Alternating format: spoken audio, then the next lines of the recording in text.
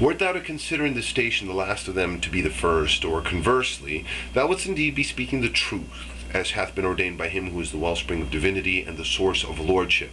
Say, call upon God, or call upon the All-Merciful, by whichsoever name you will invoke him, for he hath most excellent names. For they are all the manifestations of the name of God, the dawning places of his attributes, the repositories of his might, and the focal points of his sovereignty, whilst God, magnified be his might and glory, is in his essence sanctified above all names and exalted beyond even the loftiest attributes. Consider likewise the evidences of divine omnipotence, both in their souls and in their human temples, that thine heart may be assured, and that thou mayest be of them that speed through the realms of his nearness. I shall restate here my theme, that perchance this may assist thee in recognizing thy Creator. Know thou that God, exalted and glorified be he, doth in no wise manifest his inmost essence and reality.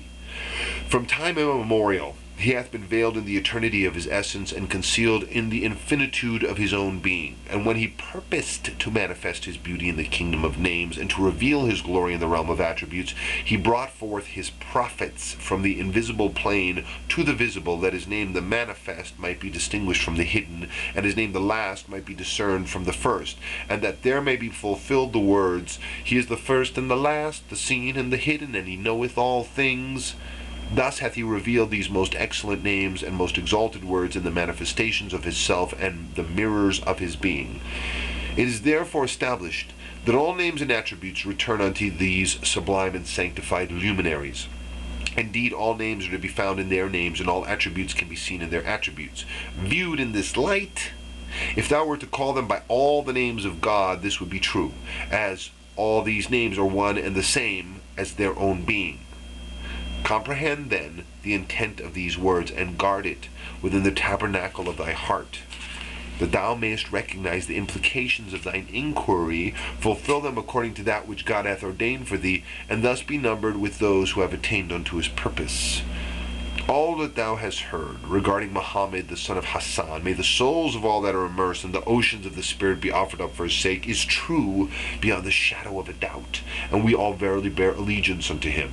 But the Imams of the faith have fixed his abode in the city of Jabulka, which they have depicted in strange and marvelous signs. To interpret this city according to the literal meaning of the tradition would indeed prove impossible, nor can such a city ever be found. Wert thou to search the uttermost corners of the earth, nay, probe its length and breadth, for as long as God's eternity hath lasted and his sovereignty will endure, thou wouldst never find a city such as they have described, for the entirety of the earth could neither contain nor compass it, nor encompass it. If thou wouldst lead me unto this city, I could assuredly lead thee unto this holy being, whom the people have conceived according to what they possess, and not to that which pertaineth unto him. Since this is not in thy power, thou hast no recourse but to interpret symbolically the accounts and traditions that have been reported from these luminous souls, and as such an interpretation is needed for the traditions pertaining to the aforementioned city, so too is it required for this holy being. And as such an interpretation is needed for the traditions pertaining to the aforementioned city, so too is it required for this holy being. When thou hast understood this interpretation, thou shalt no longer stand in need of transformation or aught else. Know then, that inasmuch as all the prophets are but one and the same soul, spirit, name, and attribute, thou must likewise see them all as bearing the name Muhammad, and as being the son of Hassan, as having appeared from the Jabulka of God's power, and from the Jabulsa of his mercy. For by Jabulka is meant none other than the treasure houses of eternity in the all-highest heaven, and the cities of the unseen in the supernal realm. We bear witness that Muhammad, the son of Hassan, was indeed in Jabulka, and appeared therefrom. Likewise, he whom God shall make manifest abideth in that city until such time as God will have established him upon the seat of his sovereignty. We verily acknowledge this truth, and bear allegiance unto each and every one of them.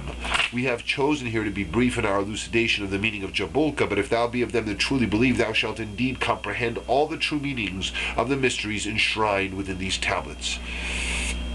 But as to him who appeared in the year 60, he standeth in need of neither transformation nor interpretation, for his name was Muhammad, and he was a descendant of the Imams of the faith. Thus it can be truly said of him that he was the son of Hassan, as is undoubtedly clear and evident unto thine eminence. Nay, he it is who fashioned that name and created it for himself, or you to observe with the eye of God. It is our wish at this juncture to digress from our theme, to recount that which befell the point of the Quran, and to extol his remembrance, that perchance thou mayest gain into all things an insight born of him who is the Almighty, the Incomparable. Consider and reflect upon his days when God raised him up to promote his cause and to stand as the representative of his own self. Witness how he was assailed, denied, and denounced by all.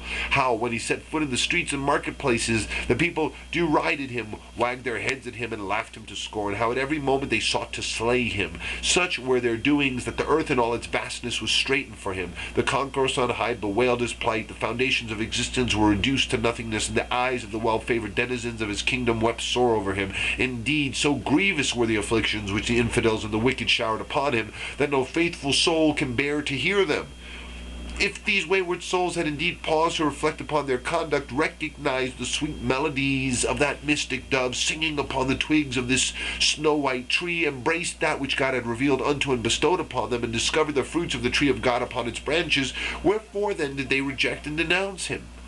Had they not lifted their heads to the heavens to implore his appearance? Had they not besought God at every moment to honor them with his beauty and sustain them through his presence? But as they failed to recognize the accents of God, as they failed to recognize the accents of God and the divine mysteries and holy allusions enshrined in that which flowed from the tongue of Muhammad, and as they neglected to examine the matter in their own hearts, and followed instead those priests of error who have hindered the progress of the people in past dispensations, and who will continue to do so in future cycles, they were thus veiled from the divine purpose, failed to quaff from the celestial streams, and deprived themselves of the presence of God, the manifestation of his essence, and the dayspring of his eternity. Thus did they wander in the paths of delusion and the ways of heedlessness, and return to their abode in that fire which feedeth on their own souls. These verily are numbered with the infidels, whose names have been inscribed by the pen of God in his holy book, nor have they ever found, or will ever find, a friend or helper.